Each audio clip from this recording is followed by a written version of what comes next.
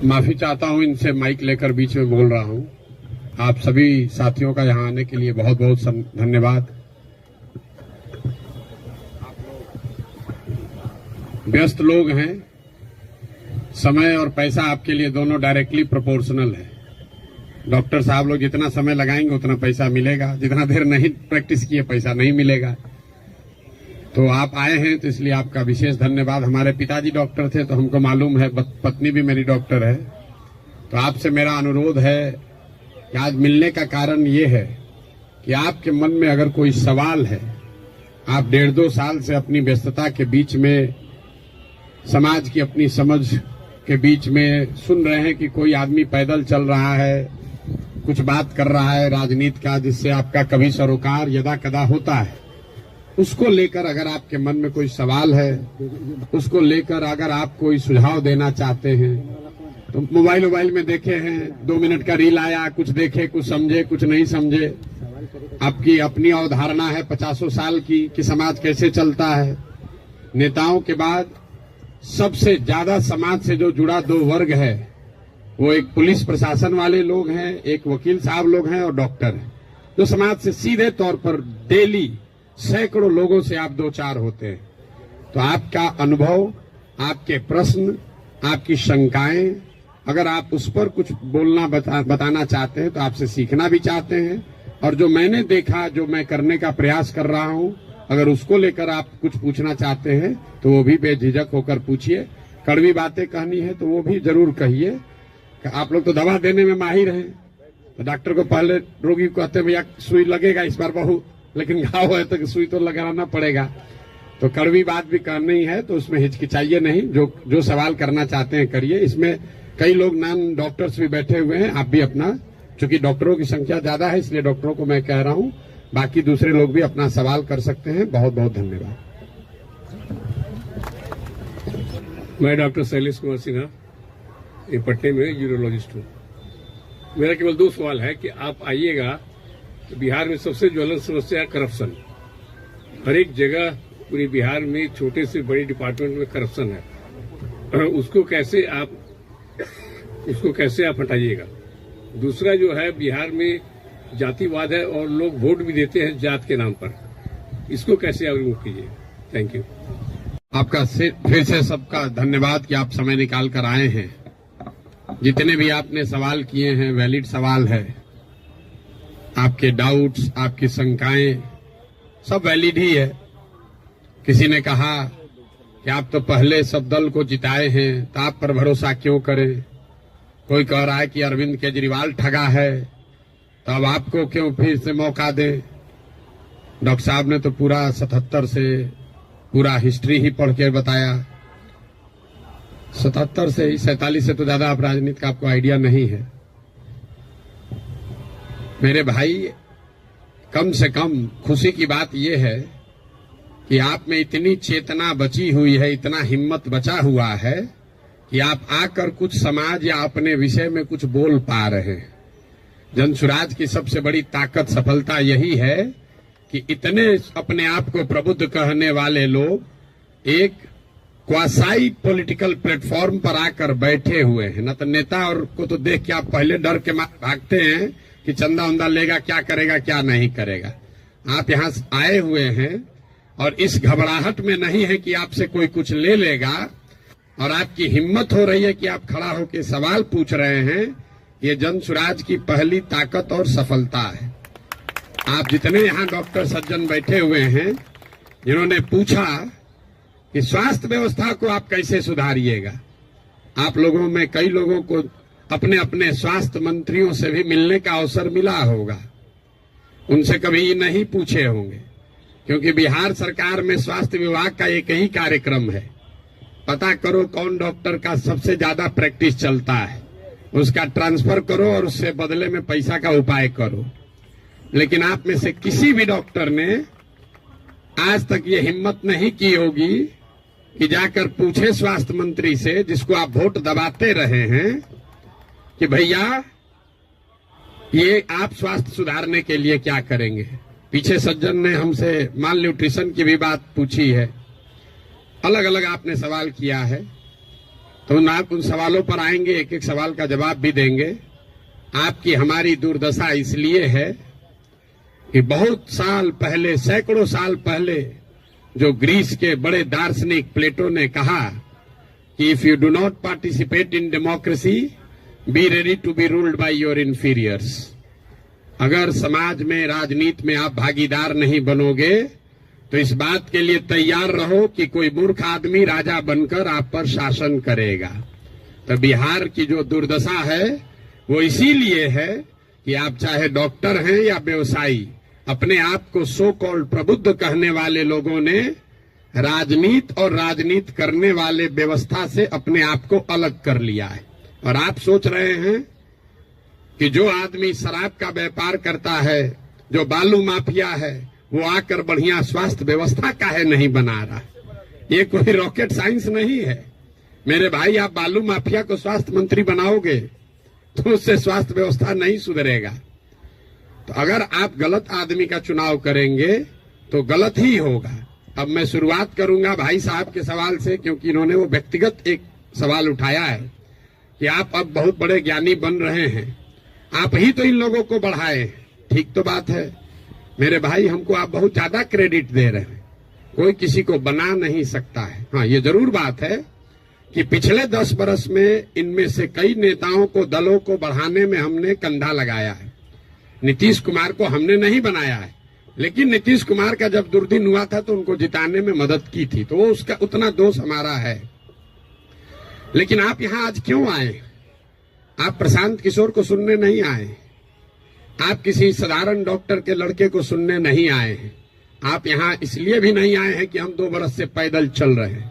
हम 20 बरस पैदल चलेंगे तो एक डॉक्टर अपना 1 मिनट समय नहीं छोड़ेगा। आप इसलिए आए हैं कि 10 बरस हमने वो काम किया है, समाज में लोगों को पता है कि ये आदमी अच्छा है, खराब है, इस आदमी को राजनीति का समझ है। अगर पैदल चल रहा है तो कुछ न कुछ सोचिए कि चल रहा होगा। ये अपने आप को बड़ा मत बनाइए, अपने आप को पेडेस्टल पर मत बैठाइए। हम जब पैदल चलते हैं, लोग दुकान में, दलान में बैठ के हंसता है, क्या चलने से कुछ होगा बिहार में? फिर भी हमारे पास आता है। इसलिए आता है कि उसको डर है कि ये प्रशांत किशोर चल रहा है, और वो डर इसलिए है कि 10 बरस हमने वो काम किया है जो आप कह रहे हैं। मैं इसका रेफरेंस क्यों दे रहा हूं? क्योंकि मैं किसी मुख्यमंत्री का लड़का नहीं हूं, मैं किसी प्रधानमंत्री का लड़का नहीं हूं, मैं एक साधारण डॉक्टर का लड़का हूं। और मेरा काम ही मेरा पहचान है। वो काम किए हैं तब आप हमको सुनने आए हैं। हम आपको ज्ञान देंगे कि कैसे चुनाव होगा, आप सुनिएगा। अगर हमने 10 बरस वो काम नहीं किया होता, आप वो बात नहीं सुनते। लेकिन लालू यादव का लड़का, राजीव गांधी का लड़का अगर आकर आपको ज्ञान दे, तो चाहे जीवन में एक भी चुनाव न जीता हो, आप उसकी बात को खूब गौर से सुनिएगा, क्योंकि वो बड़े बाप का लड़का है। तो ये आप बात समझिए कि हमने उनको बनाया नहीं है, और अगर बनाया है तो उसको सुधारने का भी जिम्मा हम ही लेकर चल रहे हैं। आप कुछ नहीं कर रहे हैं। आप पहले भी कमेंट्री कर रहे थे, अभी भी कमेंट्री कर रहे हैं। किसी ने कहा आप पर भरोसा कैसे करें? आप पढ़े लिखे व्यक्ति हैं, अपने आप को प्रबुद्ध बताते हैं। आपसे ज्यादा तो गांव वाले जानते हैं जनसुराज के बारे में। 2 बरस से हम गांव गांव में घूमकर हमारे वोकल कॉर्ड में गांठ पड़ गया। ये बताते बताते कभी जीवन में हमने किसी से वोट नहीं मांगा। हम लोगों को यही बता रहे हैं कि हम पर भरोसा मत करो, किसी दल पर भरोसा मत करो, अपने बच्चों के लिए जगो, वोट अपने बच्चों के लिए दो। गांव वाले को बता रहे हैं, उसको समझ में आ रहा है, लेकिन यहाँ के आदमी को समझ में नहीं आएगा। और आप उससे बेहतर नहीं हैं। ये पढ़े लिखे लोगों को भ्रम है कि हम लोग बड़ा अच्छा है। बिहार का दुर्दशा इसलिए है कि यहाँ का लोग पढ़ा लिखा नहीं है। तो 2-3 ये जो राजनीति का भ्रम है वो आपको दूर कर देते हैं। बहुत लोगों को लगता है कि जो पढ़ा लिखा नहीं है इसलिए बिहार का दुर्दशा है। इस भ्रम को बिल्कुल दिमाग से हटा दीजिए। जितनी गलती पढ़े लिखे लोग कर रहे हैं, उससे कम गलती अनपढ़ लोग कर रहे हैं। जितनी अगर जाति की बात ले लीजिए, हिंदू मुसलमान की बात ले लीजिए, भ्रष्टाचार की बात ले लीजिए, तो पटना में जितने लोगों को आप जिता रहे हैं, पीछे के लोग तो फिर भी उलट पलट रहे हैं। पटना का विधायक पिछले 20-20 बरस से चुनाव नहीं हारे हैं। और पटना की क्या दुर्दशा है आप लोग को पता है। तो पढ़ा लिखा वोटर कहीं इस बात का प्रमाण नहीं है। जब देश आजाद हुआ तो इस देश में कुल 18% लोग साक्षर थे, 82% लोग निरक्षर थे। 82% इलिटरेट समाज ने गांधी को अपना नेता बनाया, अंबेडकर को, नेहरू को, पटेल को, बोस को चुना। आज पेपर पे बिहार में 77% लोग पढ़े लिखे हैं और आपने पिछले 30 वर्ष में किसको नेता बनाया है ये आपको हमको बेहतर पता है। इस बात का प्रमाण नहीं है कि पढ़ाई लिखाई से आप अच्छा वोटर बन जाएंगे।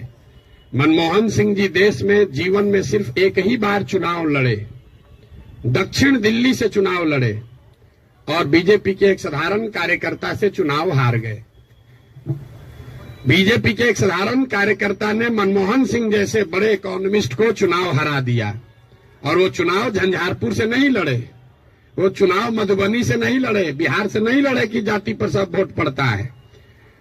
दक्षिण दिल्ली के उस लोकसभा से लड़े जहां पर सबसे ज्यादा पढ़े लिखे, सबसे ज्यादा high capita per capita income वाले लोग वोटर हैं। उन्होंने मनमोहन सिंह जैसे बड़े इकोनॉमिस्ट को छोड़कर एक साधारण कार्यकर्ता को चुना।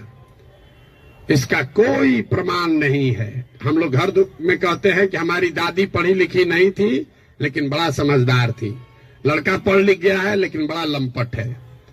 आप पढ़े लिखे होकर भी बहुत बड़े बेवकूफ हो सकते हैं और नहीं पढ़ा लिखा व्यक्ति भी बहुत समझदार हो सकता है। इसका मतलब ये नहीं है कि पढ़ाई की महत्ता नहीं है। पढ़ाई सिर्फ आपको इतना ही करता है कि आप इंफॉर्मेशन को प्रोसेस करने की आपकी क्षमता बढ़ जाती है, उसको आर्टिकुलेट करके प्रेजेंट करने की आपकी क्षमता बढ़ जाती है। आपकी प्रोसेस, आप उससे बहुत वाइज हो जाएंगे, ऐसी बात नहीं है। दूसरा जो भ्रम आपने बताया, बिहार में तो सब वोट जाते पर पड़ता है, भाई साहब ने बताया, आपने उसका काउंटर भी किया, लेकिन ये सबसे ज्यादा पूछे जाने वाला सवाल है। पिछले 2 बरस से हर आदमी, हर सभा, हर मीटिंग में ये कोई ना कोई जरूर पूछता है, भैया सब तो ठीक है, जाति से कैसे निपटिएगा। तो पहली बात तो ये समझिए कि जाति जो है वो सिर्फ बिहार की सच्चाई नहीं है, जाति पूरे भारत की सच्चाई है, यहाँ के समाज की सच्चाई है। जाति की महत्ता जितनी बिहार में है इतनी ही आंध्र प्रदेश में है, इतना ही कर्नाटक में है, इतना ही गुजरात में है, इतना ही यूपी में है। आप में से कोई भी ऐसा आदमी नहीं है यहाँ जो उन राज्यों में जाकर राजनीति किया है या वहां चुनाव लड़ाया है। आप हमको बताइए, वोका लिग्गा और लिंगायत अगर कर्नाटक में नहीं है तो क्या बिहार में है? पटेल और क्षत्रिय अगर गुजरात में नहीं है तो क्या बिहार में है? कहाँ जाति नहीं है? जाति हर जगह है। और जाति, ये आपको हमको हमारे दिमाग में ये बैठा दिया गया है कि बिहार में सब चीज जाति पर ही होता है। इस चीज को एग्जामिन कीजिए कि क्या बिहार में सब लोग वोट जाति पर देते हैं। तथ्य पर जाइए, दैनिक जागरण पर लेख पढ़कर दिमाग मत बनाइए। हम आपको 4 उदाहरण अभी देंगे, आगे क्या होगा छोड़ दीजिए, पीछे क्या हुआ है वो बताते हैं, आपको अपने आंख खुलेगा। 1984 में बिहार में कांग्रेस को बहुत बड़ी सफलता मिली थी। करीब करीब उस समय बिहार झारखंड जो एक साथ था, 54 में 53 सांसद कांग्रेस के जीते थे। यहां बैठे जितने साथी हैं उनसे पूछूंगा उस समय कांग्रेस को कैसे वोट पड़ गया। राजीव गांधी के जाति के बहुत लोग तो नहीं रहते हैं बिहार में, तो आप बताएंगे कि वोट राजीव गांधी को नहीं पड़ा, वो तो इंदिरा गांधी की मृत्यु हुई। उस मृत्यु से जो सहानुभूति की लहर बनी उसमें जाति पाति छोड़कर सबने कांग्रेस को वोट दिया। सब लोग मुड़ी हिला रहा है, उसको लिख लीजिए। फिर पूछेंगे 1989 में इसी बिहार में क्या हुआ, बीपी सिंह जी के नेतृत्व में कैसे पूरा जनता दल बिहार जीत गया। आप में से ज्यादातर लोग बताएंगे कि जनता दल को वोट नहीं पड़ा, वोट उस समय पड़ा बोफोर्स के नाम पर। बहुत बड़ा एक माहौल बन गया था भ्रष्टाचार के खिलाफ। लोगों ने कहा राजा नहीं फकीर है, देश का तकदीर है, सब ने जाकर बीपी सिंह को वोट दिया। इसको भी नोट कर लीजिए। फिर आपसे पूछेंगे 2014 में क्या हुआ, मोदी जीत गए, भाजपा कैसे जीत गया बिहार में। तो आप कहेंगे भाजपा का तो कोई ताकत ही नहीं था, वोट भाजपा को नहीं पड़ा, मोदी को पड़ा। मोदी के नाम पर ऐसी लहर बन गई कि समाज के हर वर्ग ने जाकर मोदी को वोट दिया। फिर आपसे पूछेंगे 2019 में क्या हुआ, तो लोग बताएंगे हर आदमी तो सब बात करता है कि भैया एकदम कांटे का मुकाबला था। ये जो पुलवामा हुआ ना, उसके बाद समझिए कि हर जात का आदमी जाकर मोदी को ही वोट दे दिया। इन चारों चुनावों को आप कागज में लिख लीजिए। 84 एक घटना है, किसी बड़े नेता की मृत्यु और उससे उपजी हुई सहानुभूति की लहर। 89 एक विषय है, भ्रष्टाचार, बोफोर्स और उससे बनी हुई लहर। 2014 में एक व्यक्ति है मोदी, जिसके प्रभाव की लहर। और 2019 पुलवामा राष्ट्रवाद की लहर। ये आपको क्या बताता है?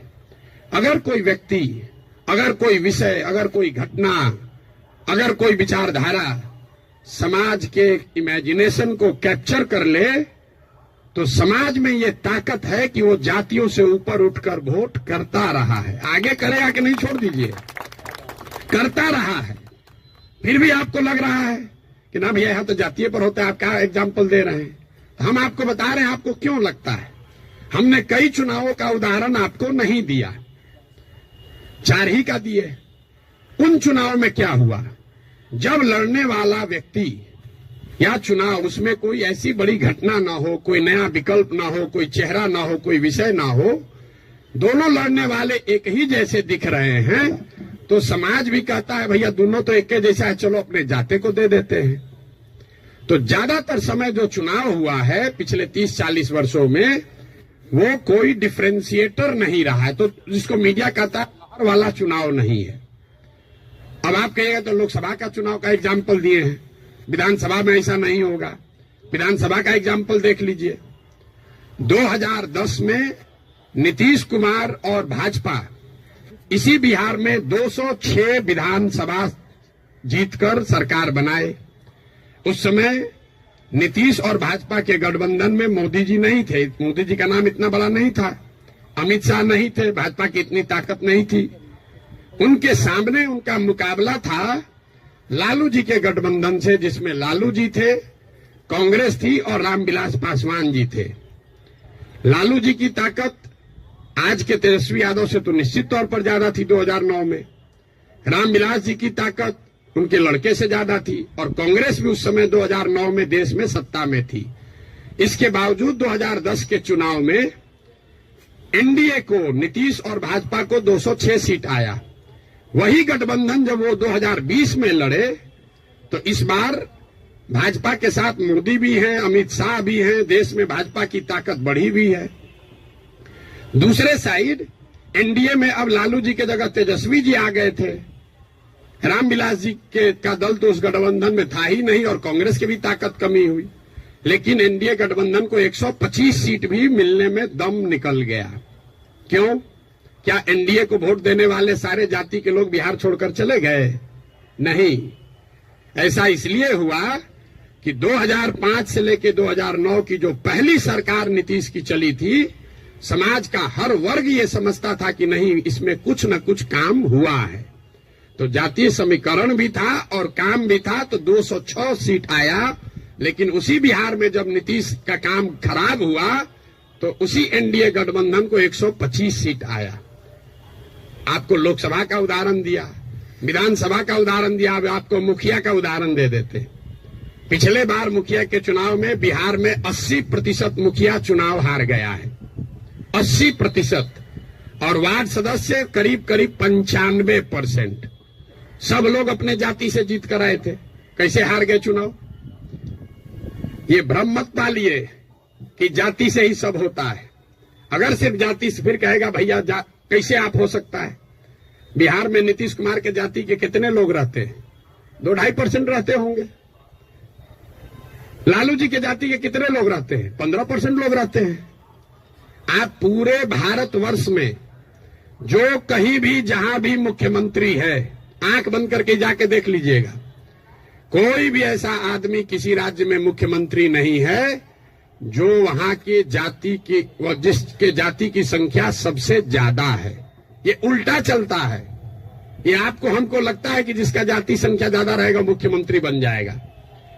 जिसकी जाति की संख्या सबसे ज्यादा हो उस जाति के आदमी को वो राज्य जीतना करीब करीब इम्पॉसिबल है, नहीं जीत सकता है, क्योंकि उस जाति से दूसरे समाज के लोग डरते हैं। वो सोचता है ये आएगा तो सब कब्जा कर लेगा, तो उसके खिलाफ कंसोलिडेशन भी होता है। आप यही नहीं, बंगाल देख लीजिए, यूपी देख लीजिए, तेलंगाना देख लीजिए, आंध्र देख लीजिए। आंध्र प्रदेश में भी नायडू जीत कर आए हैं, कंबक कम्युनिटी के हैं, उसकी जाति की संख्या 6% है। बगल में योगी जी हैं, राजपूतों की संख्या 4% है। उसके बगल में मध्य प्रदेश में यादव जी हैं, उनकी संख्या 5% से कम है। राजस्थान देख लीजिए, आप कहिए वो तो भाजपा का है, जितना रीजनल पार्टी है सबका उठाकर देख लीजिए, कहीं पर भी जिस जाति की संख्या सबसे ज्यादा है उसका नेता मुख्यमंत्री नहीं है। अब फिर यहाँ गलथेथाई का आदत है, कहेगा ना नीतीश तो पिछड़ा का नेता है। तो भाई अगर कोई नीतीश जी पिछड़ा का समीकरण गोलबंदी कर सकते हैं तो आप भी कर सकते हैं। आपको कौन रोका है? किसने रोका है कि कुशवाहा का जाति का कोई नहीं कर सकता है, या कोई ब्राह्मण नहीं कर सकता है, कोई राजपूत नहीं कर सकता है?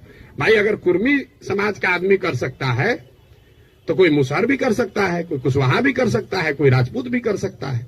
आप में वो क्षमता होनी चाहिए, वो प्रयास करने की का मादा होना चाहिए। जाति का भ्रम मत पालिए। और अंतिम बात, मान लीजिए एक बार कि आपको बात मान भी ले कि जाति बड़ा महत्वपूर्ण है, तो जिसको भी राजनीति के जरिए समाज का अगुवा बनना है उसके पास ये विकल्प नहीं है कि समाज में सब सुधर जाएगा तब हम आएंगे। सब आदमी कहता भैया करना तो चाहते हैं लेकिन बिहार में जातिवाद बड़ा है। अरे भाई, तो जब जातिवाद खत्म हो जाओगे तब राजनीति करने आओगे, तो ना जाति कभी खत्म होगा ना कभी आओगे। और अगर खत्म हो ही जाए, अगर भ्रष्टाचार खत्म हो जाए, जातिवाद खत्म हो जाए, बाहुबल खत्म हो जाए, तो आपके हमारे आने की जरूरत क्या है? जो खत्म किया है उसी को आगे रहना चाहिए। आपकी हमारी जरूरत तभी तो है। राजनीतिक अगुवा जिसको बनना है उसको समाज की कमजोरी और उसकी ताकत के रहते हुए ही उसका अगुवाई करना है। आप उससे अलग नहीं हट सकते। किसी ने भ्रष्टाचार की बात कही, भ्रष्टाचार पर आपका क्या प्रोग्राम है? कोई प्रोग्राम नहीं। भ्रष्टाचार तब सुधरेगा जब आप और हम भ्रष्टाचार कम करेंगे। हम हर गांव में कहते हैं कि जिस गांव में हम 5000 गांव में पैदल गए, गांव में सबसे पहले हल्ला कौन करता है कि बड़ा भ्रष्टाचार है, मुखिया चोरी कर रहा है, नाली गली नहीं बना रहा है, राशन कार्ड में पैसा ले रहा है, इंदिरा आवास में 20,000 लग रहा है, दाखिल खारिज में 10-15 हजार रुपया लग रहा है। वही आदमी करता है जो 2 बरिस पहले मुखिया के चुनाव में 500 रुपया लेकर वोट दिया है। सबसे पहले जो डॉक्टर साहब 50,000 रुपया देके खुद ट्रांसफर कराए हैं, बुरा नहीं मानिएगा, हमारे बाबूजी भी प्रैक्टिशनर थे, कि हमारा प्रैक्टिस ना गड़बड़ाए, हेल्थ मंत्री हमसे पैसा लेके हमको पोस्टिंग कर दे, अब बाकी सबके लिए ईमानदार हो जाए। कैसे संभव है रे भाई? कैसे संभव है? आप सोच रहे हैं कि हम 50,000 रुपया देके क्रीम पोस्टिंग करा लें, क्रीम पोस्टिंग खाली जाके हाजिरी बनाए, सिविल सर्जन को 5,000 रुपया दे, आप प्रैक्टिस करते रहे। स्वास्थ्य व्यवस्था को सुधारने के लिए बड़ा बड़ा लंबा लेक्चर दीजिएगा, ये कभी हो सकता है? नहीं हो सकता है। स्वास्थ्य व्यवस्था को लेकर जनसुराज की क्या सोच है? बिल्कुल ये सही सवाल है। सिर्फ स्वास्थ्य व्यवस्था को लेकर नहीं, 2 संकल्प जो जनसुराज में हम लोगों ने दिया है कि बिहार के हर पंचायत का, बिहार का नहीं, हर पंचायत का 8,500 पंचायतों का हम योजना बनवा रहे हैं, पैदल चल के खुद जाकर देखकर। और ये तय किया जा रहा है कि उस पंचायत में पढ़ाई की व्यवस्था कैसे होगी, 800 से 1200 रोजगार के अवसर कैसे पैदा किए जाएंगे, और उस पंचायत में जिस तरह की भी खेती होती है उस खेती को खाने वाले खेती से कमाने वाला खेती कैसे बनाया जाएगा। ये 8,500 कार्यक्रम, 8,500 डॉक्यूमेंट जारी करेंगे। आप में से ज्यादातर लोगों को पढ़ने का भी समय नहीं होगा, लेकिन 8,500 पंचायतों का अलग अलग योजना बनाकर जारी करेंगे चुनाव से पहले। उसके साथ साथ बिहार के विकास के लिए जो 10 महत्वपूर्ण पहलू हैं उसमें स्वास्थ्य भी इंक्लूडेड है, उस पर भी 10 साल का विजन डॉक्यूमेंट बनाकर आपको चुनाव से पहले जारी करेंगे। ये बताएंगे कि बिहार में स्वास्थ्य की व्यवस्था को कैसे सुधारा जाए। आप उसको पढ़िए, समझिए, कुछ योगदान देना है योगदान भी दीजिए, सुझाव भी दीजिए, और अगर ठीक लगे तो अच्छा तब अपनाइए, हमारे कहने पर मत जाइए। अब आप कहिएगा कि अभी काहे नहीं जारी किए हैं? अभी इसलिए नहीं जारी किए हैं कि अगर अभी हम वो योजना जारी कर दें तो वो मेरी सोच होगी, उसमें आपकी और बिहार के लोगों की सोच समाहित नहीं है। पहले गांव गांव जाकर देखकर ये समझ रहे हैं, लोगों से पूछ रहे हैं कि क्या करना पड़ेगा। ज्यादातर आदमी कहेगा नया क्या देख लीजिएगा इसमें। हम आपको बता रहे हैं नया क्या देख लेंगे। हम भी बिहार के सरकारी स्कूल में पढ़े हैं।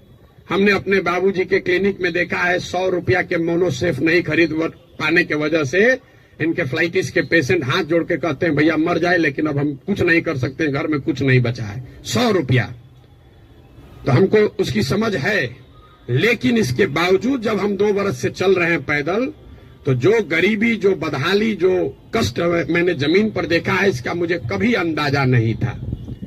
हम संयुक्त राष्ट्र संघ में पब्लिक हेल्थ में ही 10 बरस काम किए हैं, यहाँ राजनीति में से भी जुड़े रहे, लेकिन जितनी गरीबी बदहाली हम अपनी आंखों से देख रहे हैं, ये आंकड़ों से दिखने वाली गरीबी से कहीं ज्यादा है। आपने कुपोषण की बात कही, यहाँ सब डॉक्टर बैठे हुए हैं।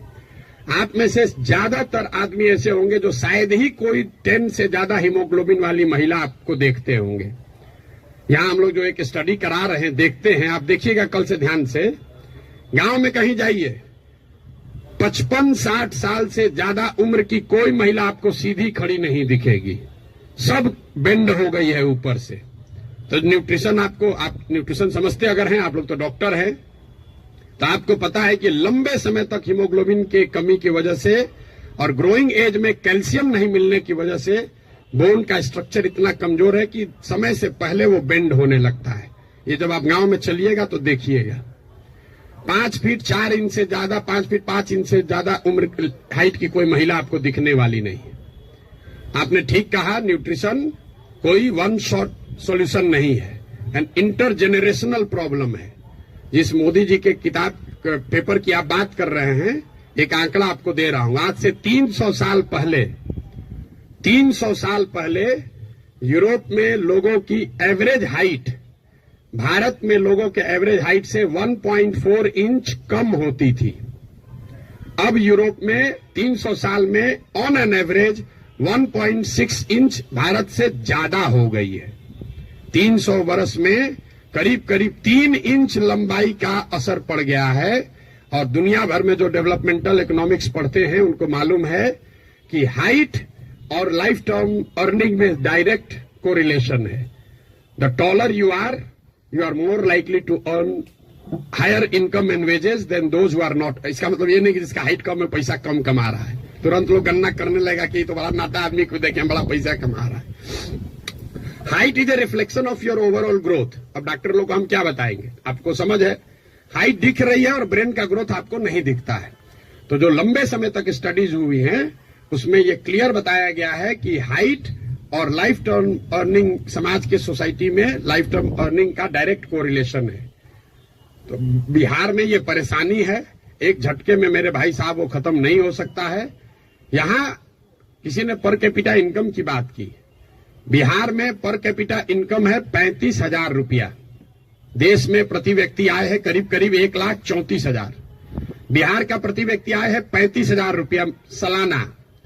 उसमें अगर पटना और बेगूसराय को हटा दीजिएगा तो ये प्रति व्यक्ति आय घट के हो जाएगा 22,000 रुपया। 22,000 को जरा 365 से डिवाइड कर दीजिए, देखिए कि दिन में कितना हुआ। 100 में 80 आदमी यहां दिन में 100 रुपया भी नहीं कमा रहा है। आप किस न्यूट्रिशन की बात करेंगे। मुझे एक लड़का मिला, उसको हम लोग कैंप में शाम में खाना खिलाते हैं, जो लड़के आते हैं, बहुत ज्यादा खा रहा था। तो उसको ऐसे बुला के पूछे, बेटा ये इतना रोज खाते हो? बोला सर आज तक जीवन में ऐसा हुआ ही नहीं कि हम खाना खत्म कर लिए और तसली में अभी चावल बाकी है। आज तक ऐसा जीवन में नहीं हुआ कि हमारा पेट भर गया हो और चावल अभी तसली में बाकी है। जो जितना खाना है उसी से पेट भरना है। आप न्यूट्रिशन की क्या बात करेंगे। इन बातों की चर्चा आपने ठीक कहा जनसुराज में नहीं करते। क्या करें, उसको जो सीधी बात बता रहे हैं कि 100 रुपया नहीं कमा रहे हो, ये समझे में नहीं आ रहा है, तो उसको कैल्शियम और हेमोग्लोबिन का कमी बताएंगे तो उसको बुझाएगा। हमको उसको उस भाषा में समझाना है जो उसको समझ में आए। आप बहुत बड़े ज्ञानी हैं, आप व्यवस्था को सुधारना चाहते हैं, सुधारिएगा तब ना जब व्यवस्था में आइएगा। तो व्यवस्था में आने के लिए आपको उस भाषा का, उस विषय का, उस तरीके का इस्तेमाल करना है ताकि आप व्यवस्था में चुनकर आए, तभी तो ये बनेगी बात। किसी ने कहा आम आदमी पार्टी की तुलना, आपको एक पैसे भी समझ नहीं है कि जन सुराज क्या है और आम आदमी पार्टी क्या है। आम आदमी पार्टी आंदोलन से निकली हुई एक पॉलिटिकल व्यवस्था है और जन सुराज में प्रशांत किशोर का, जन सुराज का आंदोलनों में कोई यकीन नहीं है। हम रोज ये बात कम से कम 100 दफे कह चुके हैं। जन सुराज आंदोलन नहीं है, इसको जेपी के आंदोलन से कंपेयर मत कीजिए और इसको आम आदमी पार्टी के आंदोलन से कंपेयर मत कीजिए, क्योंकि आंदोलन है ही नहीं। क्यों नहीं है? हमको लोग आज कहता है भैया आंदोलन कीजिए उससे बिहार सुधरेगा। मेरा आंदोलनों में कोई यकीन नहीं है, क्योंकि मानव सभ्यता का इतिहास आपको बताता है, पूरे दुनिया का, बिहार का, भारत का नहीं, पूरे दुनिया का मानव सभ्यता का इतिहास ये आपको बताएगा कि आज तक किसी भी आंदोलन से, फ्रांस की क्रांति को अगर आप अपवाद के तौर पर हटा दीजिए तो किसी भी रेवोल्यूशन से, आंदोलन से कभी समाज का भला नहीं हुआ है। आंदोलन और रेवोल्यूशन जो है वो किसी को सत्ता से हटा सकता है। वो तेज हथियार है जिससे आप बड़े से बड़े वृक्ष को काट सकते हैं, उससे आप नए समाज का निर्माण नहीं कर सकते। भाई साहब खड़ा होकर जेपी का आंदोलन का एक उदाहरण दे रहे थे। मेरे भाई, जेपी का आंदोलन कहां कहा गया है? आप तो जेपी के आंदोलन में शायद जुड़े हुए, आपने दावा किया। जेपी के आंदोलन में कहां कहा गया है कि बिहार को सुधारा जाएगा? जेपी के आंदोलन का नारा था संपूर्ण क्रांति, इंदिरा गांधी को हटाओ। तो उस आंदोलन की, क्रांति की इतनी ताकत थी, इंदिरा गांधी को हटा दिए। नया व्यवस्था बनाने की बात कहां कही गई थी? अरविंद केजरीवाल या आम आदमी पार्टी ने नई व्यवस्था की बात कहां कही? उन्होंने कहा भ्रष्टाचार हटाओ। हम तो नहीं कह रहे भ्रष्टाचार हटाओ, क्योंकि दुनिया में कहीं इसका कोई प्रमाण नहीं है कि कोई एक कानून बनाकर आप भ्रष्टाचार खत्म कर देंगे। ये तो सतत प्रक्रिया है। जिन देशों ने भ्रष्टाचार पर अंकुश लगाया है, दुनिया में सबसे ईमानदार देश कौन है? जो स्कैंडिनेवियन कंट्रीज हैं, फिनलैंड, स्वीडन, नॉर्वे, डेनमार्क, वहां जाइएगा, वहां करप्शन मिनिमम है। आप जाकर उसका अध्ययन कीजिए कि वहां कैसे करप्शन कम हुआ। वहां अरविंद केजरीवाल थोड़े पैदा हुए थे, वहां जन्म लोकपाल करके कोई विधायक नहीं पारित हुआ। वहां भ्रष्टाचार 4 तरीके से कम हुआ है। पहला, समाज में ये जागृति बनी लंबे समय में कि अच्छे और स्वच्छ लोगों का चुनाव करो, मतलब इलेक्टोरल प्रोसेस को जहां तक हो सके उसको स्वच्छ बनाया गया। आप में से कुछ लोग सोशल मीडिया पर अभी देखे होंगे, नीदरलैंड्स का प्रधानमंत्री अभी आज से करीब 2 हफ्ते पहले 12 बरस प्रधानमंत्री रहने के बाद हटा है, तो वो साइकिल से अपने घर से अकेले निकल रहा है। तो वहां की समाज ने ये व्यवस्था बनाई कि स्वच्छ लोग स्वच्छ तरीके से वोट करें, स्वच्छ लोगों को चुने। दूसरा उन्होंने क्या किया? उन्होंने बहुत बड़े स्तर पर जन भागीदारी, लोकतंत्र को समाज में उतारा। सिर्फ सरकार चुनने की व्यवस्था को लोकतंत्र नहीं बनाया, जो सरकार के नीतिगत फैसले हैं उसमें समाज की भागीदारी करी। और चौथा, बहुत बड़े स्तर पर टेक्नोलॉजी का इस्तेमाल हुआ है। आप लोग जितने लोग आए हैं, ज्यादातर लोग नल जल योजना के बारे में सुने समझे होंगे, बहुत यहां ब्यूरोक्रेट लोग भी बैठे हुए हैं। नल जल योजना में अभी तक सरकार यही चक्कर में बहस में पड़ी है कि वहां चल रहा है कि नहीं चल रहा है। 25,000 करोड़ रुपया खर्चा हो गया। उसी सरकार में स्मार्ट मीटर लगाकर लोगों को यह पता है कि बिजली कितना कंज्यूम हो रहा है, लेकिन नल जल में अगर स्मार्ट मीटर लगाया होता तो कम से कम इतना तो पता चलता कि जो पानी चल रहा है कि नहीं चल रहा है। 25,000 करोड़ रुपया खर्चा कर दिया, लेकिन पानी को निकलने, मापने, उस पर बिल करने का कोई टेक्नोलॉजिकल सॉल्यूशन नहीं ढूंढा। तो ये 4 चीजें जो हैं उसको करके भ्रष्टाचार पर अंकुश लगाया जा सकता है। लोकतांत्रिक व्यवस्था को जहां तक हो सके उसको भ्रष्ट लोग और भ्रष्ट पैसे से बचाया जाए। दूसरा, जनता को नीतिगत मामलों में शामिल किया जाए। तीसरा, उनको भागीदार बनाया जाए, सरकारी सत्ता और संसाधन का विकेंद्रीकरण हो। और चौथा बड़े पैमाने पर टेक्नोलॉजी का प्रयोग हो। अगर ये चारों का इस्तेमाल करेंगे तो भ्रष्टाचार पर अंकुश लगाया जा सकता है।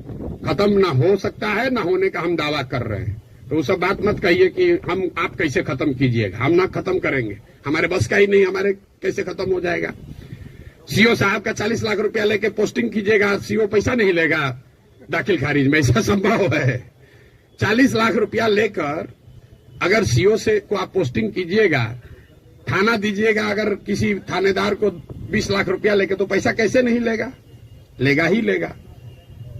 अब आपका एक और सवाल लोगों का जो रहता है, भैया इस पर कैसे भरोसा करें? भाई बिल्कुल मत भरोसा करो। जो पहले से आपको ठग रहा है, आप लोग डॉक्टर हैं, जो दवा पहले से फेल है उसको इस्तेमाल करना चाहते हो, लेकिन ट्रायल मेडिसिन कैसे, ट्रायल मेडिसिन का ट्रायल कैसे होता है? आपको मालूम है कि इसकी 100% गारंटी नहीं है, लेकिन फिर भी कहते हैं अच्छा पेशेंट मर रहा है, उसका कंसेंट लेकर आप ट्रायल मेडिसिन देते हैं कि 20% भी चांस अगर कहीं लग गया तो ठीक हो जाएगा। आप जनसुराज को वही ट्रायल मेडिसिन ही समझ लीजिए। पहले वाला तो पहले से एक्सपायर है।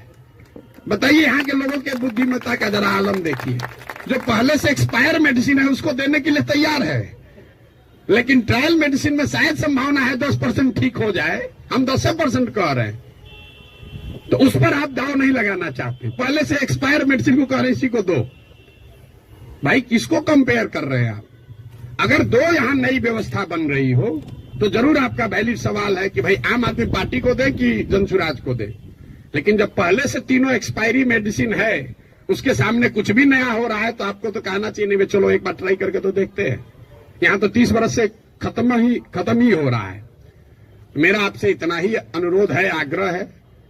आपने ड्राइंग रूम में रहकर बहुत बात कर ली, अपने चैम्बर में रहकर बहुत बात कर लिया, आप समाज की चिंता करने वाले लोग हैं, लेकिन इसी अव्यवस्थित समाज से आपने अपने और अपने परिवार के लिए कुछ कर लिया है। अब ये समय है कि थोड़ा ही सही कुछ न कुछ अपने इस मिट्टी के लिए, अपने समाज के लिए वापस कीजिए। प्रशांत किशोर पर भरोसा मत कीजिए। हम करें, आप करें, हमारे बच्चे करें, आज हो या 20 वर्ष के बाद हो, करना तो किसी न किसी बिहार के आदमी को ही पड़ेगा। ये बात आप गांठ बांध लीजिए। कोई तमिलनाडु से आकर बिहार की व्यवस्था सुधारने वाला नहीं है। और डॉक्टरों का और बुद्धिजीवियों के लिए अंतिम बात, आपका सबसे बड़ा स्टेक है। कई बार पैसे वाले बुद्धिजीवियों को लगता है हम तो बचे हुए हैं, इससे हमारा लड़का तो बंगलोर सेटल हो गया। मेरे भाई आपका दुर्दशा सबसे ज्यादा है। जो गरीब है उसका बच्चा तो फिर भी छठ में आ जा रहा है, ट्रेन में धक्का खा के भी। आपका बच्चा कहता है ना कहां जाएंगे छठ में, वहां ठीक नहीं लगता है। जो गरीब है वो बूढ़ा होगा, वापस अपने घर में आएगा, क्योंकि उसको बॉम्बे बेंगलोर रहने का साधन नहीं है। लेकिन आपके बच्चे जिसके लिए आप अभी 18 घंटा काम कर रहे हैं, जैसे हमारे बाबूजी किए, आपके बच्चे बिहार वापस लौट कर आने वाले नहीं है। अगर जहाज डूबेगा तो उसमें बैठा हुआ हर व्यक्ति डूबेगा। हमारे बाबूजी भी 12 घंटा, कभी संडे को भी छुट्टी नहीं लिए, रात दिन लगे रहे, घर बना रहे हैं। हमारा बेटा रहेगा यहाँ, हमारा पतोह रहेगा यहाँ, हमारा लिविंग रूम रहेगा। आज ही कोई आदमी आया था, भैया 4 बरस से आप घर नहीं गए, वहां बक्सर में मेरा घर है, सासाराम में भी घर है, 4 बरस से वहां कोई दिया बत्ती जलाने वाला भी नहीं है। और हम तो 4 बरस से छोड़े, हमारा लड़का अगले 40 बरस नहीं आएगा, चाहे हम में जितना। ये देखिए जिसका घर है, इनके बच्चे यहां नहीं है। इतना बड़ा बनाए हैं पटना में, इससे बड़ी प्रॉपर्टी पटना में नहीं होगी प्राइवेट। इनके बच्चे भी यहां नहीं है। अगर बिहार में वो व्यवस्था होती तो इस घर को बनाने वाले लोग भी यहां रहते। इस घर का ये बहुत बड़ा एग्जाम्पल है। अब देखिए इसकी दशा, जब इनके बच्चे यहां आकर नहीं रह रहे हैं, तो आप जो अपना मेहनत कर रहे हैं बेगूसराय में, मुजफ्फरपुर में, औराई में, कटिहार में, मेरे भाई कुछ नहीं बचेगा। इसलिए आपकी हमारी जिम्मेवारी है कि समाज को बनाइए, खड़ा कीजिए। अगर वहां अच्छा स्कूल खुल गया है तो आपका बच्चा आपके साथ रह के पढ़ रहा है। अगर यहाँ अच्छी व्यवस्था हो जाएगी तो शायद आपका बच्चा आपके साथ नौकरी करते हुए बिहार में रहेगा, वरना जड़ ही खत्म हो जाएगा। हम गांव में चलते हैं, देखते हैं जितने बड़े घर पुराने बने हैं, सब करीब करीब भूत बंगला बन गया है, ढह कर खंडहर हो गया है। तो ये प्रबुद्धों को समझने सोचने का समय है। एक अवसर अगर मिला है, आपके पास जो भी क्षमता है जिस तरीके से भी कुछ नहीं है, आप कम से कम मन से आशीर्वाद तो दीजिए। सवाल क्या कर रहे हैं? आपको कोई कहता सवाल करने, हमको कोई दिक्कत नहीं, दिन भर आप सवाल कीजिए, हम तो दिन रात यही काम करते हैं। लेकिन सवाल करके आप किसी का भला नहीं कर रहे हैं, आप अपना ही नुकसान कर रहे हैं। अरे कुछ नहीं कीजिए, कम से कम कुछ अच्छा हो रहा है उसके समर्थन में एक आवाज तो लगाइए। वो भी नहीं कर सकते हैं, गुड विशेष आशीर्वाद तो दे सकते हैं। आपसे तो कोई पैसा मांगा नहीं, वोट तो देने आप जाइएगा नहीं ऐसे भी वोट देने तो ऐसे भी नहीं जाइएगा। आपका वोट है कहां? आप अपने को जबरदस्ती बैठाए हुए हैं एवरेस्ट पर। आपको पूछ कौन रहा है? आपको पूछ कोई नहीं रहा है। तो अपने आप को रेलेवेंट बनाइए ताकि आपके आने वाली पीढ़ी इस जमीन से जुड़ी रहे। आप जिस काम को करने के लिए अपना अभी जीवन खपा रहे हैं, आपके पास 1 मिनट नहीं है कि सांस भी ले। जो चीज बना रहे हैं उसको भोगने वाला, उसका उपयोग करने वाला कोई नहीं बिहार में बचेगा आपका अपना, अगर आप बिहार की व्यवस्था को सुधारने के लिए कुछ न कुछ न करें। और ये आपकी हमारी नैतिक और मौलिक जिम्मेवारी भी है कि अगर भगवान ने हम लोगों के लिए अच्छा कुछ कर दिया है तो हम लोग की जिम्मेवारी है कुछ वापस हम लोग वापस इस समाज को दें। अब आपका और कोई सवाल है तो कर लीजिए। बहुत बहुत धन्यवाद।